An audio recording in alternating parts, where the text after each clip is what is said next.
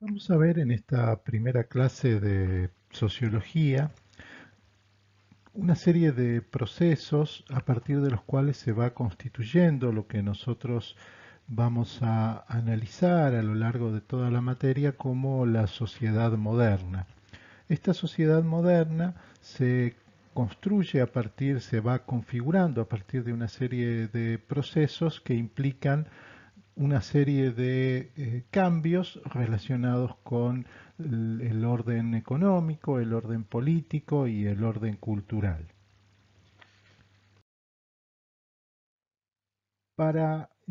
guiarnos en este desarrollo, nosotros vamos a tomar los planteos de Norbert Elias en torno al proceso de civilización. Elías menciona, en referencia al proceso de civilización, dos, dos procesos a su vez que tienen que ver con el desarrollo de lo que él llama una sociogénesis, un proceso evolutivo que puede observarse a nivel colectivo y que implica una serie de transformaciones que se dan a nivel de la sociedad en conjunto. Y junto con la sociogénesis, Elías hace mención a la psicogénesis, que da cuenta de los procesos de civilización propiamente dichos, o sea que hace referencia a cómo se constituye el individuo o la persona adecuada para esta nueva sociedad que se está configurando. Estos procesos, tanto de sociogénesis como de psicogénesis, implican una serie de controles que tienen que ver con el control que las personas logran de las conexiones extrahumanas en la sociogénesis. Esto implica, por supuesto, un control de la naturaleza, fundamentalmente, y está asociado a una función económica que tiene que ver con la posibilidad de asegurar la subsistencia. Muy relacionada con esta función económica, nosotros nos vamos a encontrar con el desarrollo de todas las ciencias naturales, fundamentalmente aquellas que a partir de sus desarrollos tecnológicos implican una mejora en los procesos productivos. Por lo tanto, estamos hablando aquí de un control tecnológico que tiene que ver con esos procesos. La sociogénesis además hace referencia a la posibilidad de control de las conexiones interhumanas, o sea, entre las personas, y aquí funciona como un proceso de control de la violencia y de la violencia considerada legítima, que está muy asociada al desarrollo y al surgimiento y al desarrollo de esta forma de organización política que son los estados nacionales, a partir de dos monopolios, fundamentalmente el monopolio fiscal y el monopolio de la violencia legítima, y esta posibilidad de control de las conexiones interhumanas está a su vez íntimamente relacionada con el desarrollo de las ciencias sociales, que analizan precisamente estas relaciones entre las personas en un contexto, en el contexto de una sociedad. Junto con estos procesos de sociogénesis, hacemos referencia a la posibilidad de generar el individuo mismo un autocontrol sobre sus comportamientos, sobre sus pulsiones, sobre sus deseos, y esto está relacionado con esta función del proceso de civilización de las costumbres e implica un control de las emociones, un control de los sentimientos, la aparición de una serie de nuevas categorías, como por ejemplo la idea de pudor o la idea de intimidad, y las funciones más ligadas a la diplomacia, como mediadoras en estas relaciones entre los propios individuos. Ya no la violencia, sino la diplomacia. Vamos a ir desarrollando estos procesos de sociogénesis y de psicogénesis y enumerando las distintas configuraciones que se van constituyendo a partir de los mismos. En torno al control de la naturaleza, nosotros nos vamos a encontrar en un primer momento con este proceso que tiene que ver con la revolución industrial. La revolución industrial se extiende desde los siglos XVI hasta el siglo XIX, implicando múltiples etapas y desarrollos tecnológicos, algunos, los primeros basados en ciertas innovaciones ligadas a las máquinas involucradas en el proceso productivo, la aparición, por ejemplo, de el telar mecánico, como una herramienta indispensable para la producción de telas a escala ampliada, que era lo que buscaba este,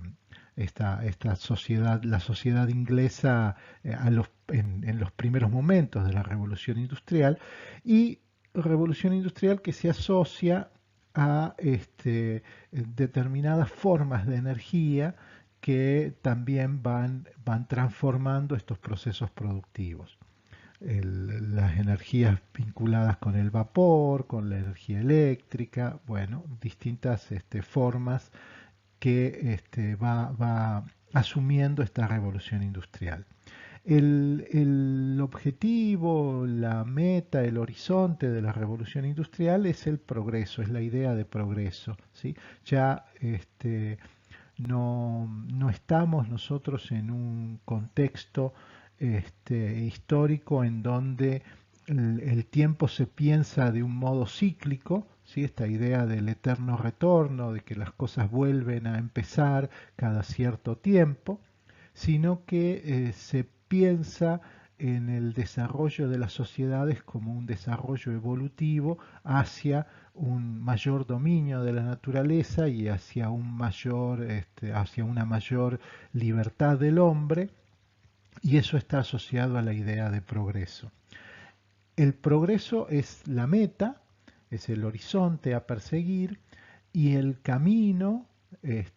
para lograrlo es el trabajo. O sea que nos encontramos nosotros aquí con una reivindicación o una valoración positiva de la idea de trabajo, del trabajo manual, considerada el camino válido para lograr llegar a esa meta ligada al progreso. Y el trabajo, por cierto, se ve acompañado y se ve potenciado por el desarrollo científico. Precisamente, nosotros nos vamos a encontrar aquí con este, que el hecho de que la revolución industrial se va a asentar en este desarrollo científico y a su vez retroalimenta el desarrollo de las ciencias. Los productos tecnológicos empiezan a impregnar la vida de las personas y fundamentalmente aquello que tiene que ver con la producción. Pensamos, por ejemplo, en los desarrollos de la mecánica, de la física de Newton, de la química, a partir de la necesidad de descubrir nuevas técnicas y nuevos instrumentos para poder teñir las distintas telas que eran la mercancía a partir de la cual Inglaterra lograba su penetración en otros mercados. Esta concepción muy positiva del desarrollo científico y de las ciencias naturales implica que las ciencias sociales que comienzan a generarse, comienzan a nacer en este periodo histórico, van a tomar esos modelos de las ciencias naturales como un objeto como la metodología propicia para analizar los nuevos objetos de estudio que estaban surgiendo. Como resultado de la revolución industrial, nosotros nos encontramos con la aparición de un nuevo modo de producción, ¿sí? Y por lo tanto ligamos esta sociedad moderna que se está configurando con el modo de producción capitalista. Este modo de producción capitalista, que luego nosotros vamos a analizar con mayor detalle cuando veamos los aportes de Karl Marx, se basa en aquello que Marx llamó la acumulación originaria. Hablamos de acumulación porque hacemos referencia a un proceso de acumulación de riqueza en determinadas sociedades y en determinados grupos de personas, y esa acumulación va a dar como resultado el origen de este modo de producción capitalista y por eso acumulación originaria. La acumulación originaria se va generando a partir de una serie de cambios que se viven en la sociedad, en las sociedades europeas en particular y que se globalizan. Y aquí nosotros vamos a mencionar la expulsión de los campesinos de las tierras comunales en las que trabajaban, o sea, el proceso de cercado de esas tierras comunales y la expulsión de los campesinos, todo un conjunto de leyes que se generan contra los vagabundos que tienen como objetivo disciplinar a estos campesinos y transformarlos, ir moldeándolos de tal modo que se constituyan en mano de obra barata para las pequeñas fábricas que comenzaban a constituirse en los centros urbanos. El, el comercio de esclavos la extracción de la riqueza de América y su posterior traslado a Europa vía España, pero constituyéndose fundamentalmente en aquellos centros vinculados con la producción industrial y finalmente la separación del trabajador de los medios de producción. ¿Sí? El capitalismo se basa en esta idea de que hay determinado grupo de personas que poseen la capacidad de trabajar, pero ya no poseen, no tienen acceso a los medios necesarios para generar el proceso productivo. Y entonces se constituye una nueva clase social, que sería la burguesía, que es aquella que posee los medios de producción y que por lo tanto compra esa capacidad de trabajar que tienen las otras clases en la sociedad.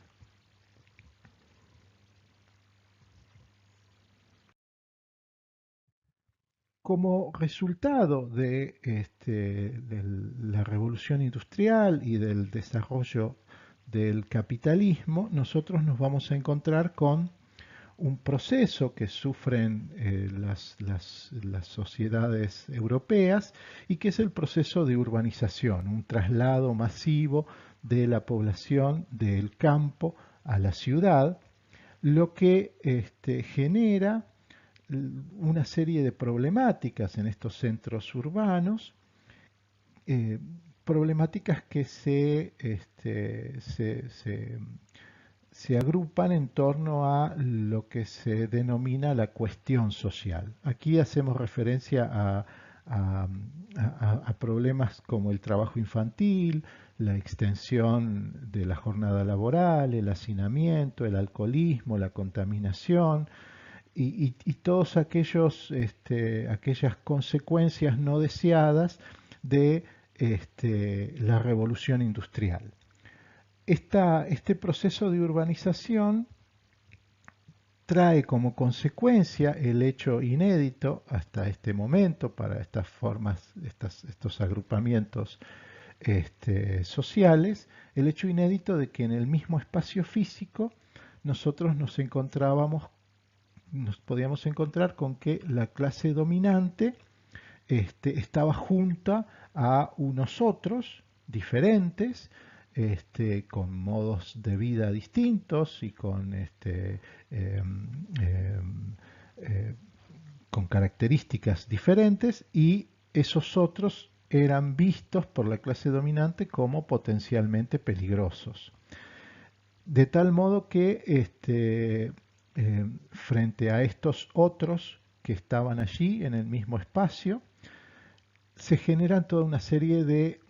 conocimientos o de búsqueda de conocimiento de estos nuevos grupos, estas nuevas clases que comienzan a ser visibles en este contexto. Es así que se generan una serie de primeras investigaciones en torno a la cuestión social. Estas investigaciones estaban interesadas en describir los grandes problemas que trajo la revolución industrial y el nacimiento del capitalismo, y plantean toda una serie de cuestiones teóricas, ideológicas y metodológicas que van a influir en el desarrollo posterior de la sociología. Podemos diferenciar estas primeras investigaciones empíricas a partir de tres grandes grupos. Primero hacemos referencia a una serie de investigaciones que se desarrollan durante el siglo XVII y el siglo XVIII en torno a la constitución de lo que sería una estadística social, ¿sí? Aquí se buscaba recopilar y organizar una serie de datos económicos, demográficos y sociales, aplicando los mismos procedimientos de medición que utilizaban las ciencias naturales, ¿sí? Por ejemplo, podemos mencionar el trabajo de William Petty en 1660 sobre la medición de ciertas actividades sociopolíticas en la sociedad, también el desarrollo de algunas categorías demográficas, como por ejemplo las tablas de esperanza de vida en este mismo periodo histórico, los desarrollos de